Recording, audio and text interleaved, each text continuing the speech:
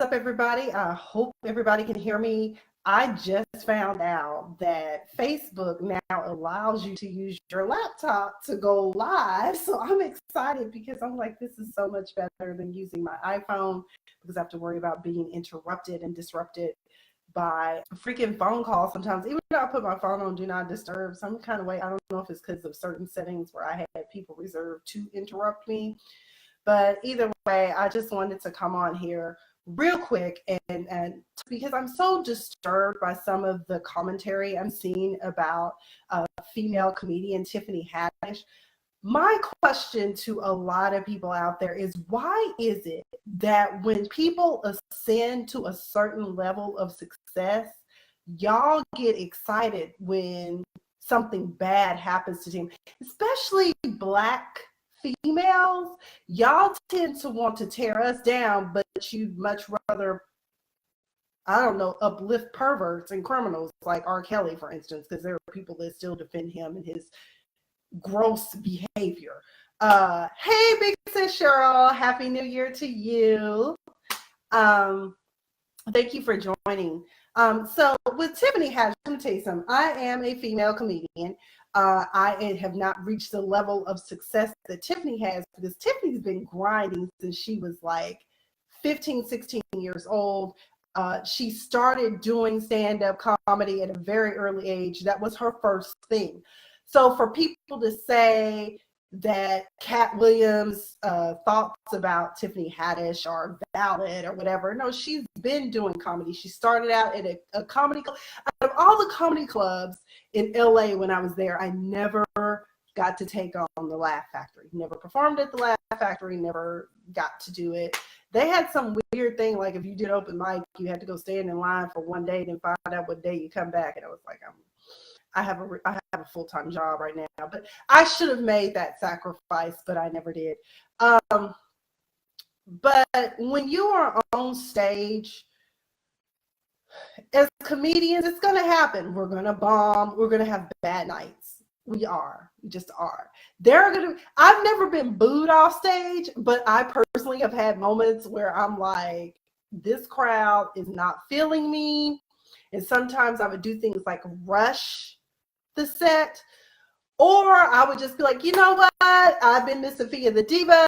It's all good. Good night. It's a wrap. Because there's no point in me sitting up there spinning my wheels. Now, the difference is that Tiffany Haddish, as many of us tend to do on New Year's Eve, I used to, particularly in LA, I would get all dressed up because New Year's Eve is the eve of my birthday. I'm born New Year's Day. So I used to usually go out, and I usually would go see Cat Williams or Kevin Hart, because for some reason in LA on New Year's Eve, that's who was performing at the Staples Center, or what was then known as Nokia, but I think it's like Microsoft Theater now. So it happens.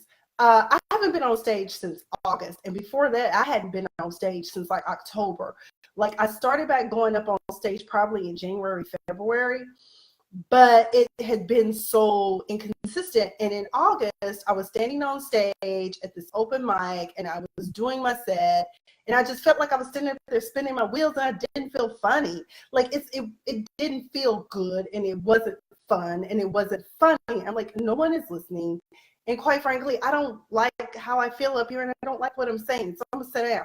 I think Tiffany may have had one of those moments. Now, the alternative is, Tiffany, is that if you were a little bit too lit and too tipsy, yeah, maybe you shouldn't drink as much before you get on stage.